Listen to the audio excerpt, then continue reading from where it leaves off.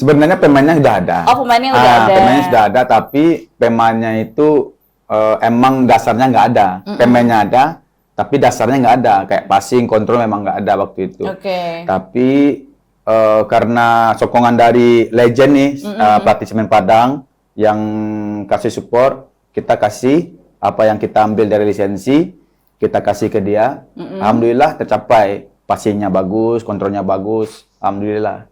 Tapi pernah nggak sih coach ngerasa kayak ragu di awal buat melatih cewek-cewek ini karena mungkin banyak juga kan cewek-cewek yang let's say mungkin secara stigma itu nggak bisa berolahraga sepak bola gitu. Iya, iya. Itu Awalnya gimana kalau melatih itu sebenarnya untuk pemainnya itu emang ada basic dia. Basicnya Ada basic, maksudnya dia memang suka olahraga kayak karate, basket. Oke. Tapi kita pindahkan ke sepak bola. Kalau dia dasarnya udah mau olahraga, mudah.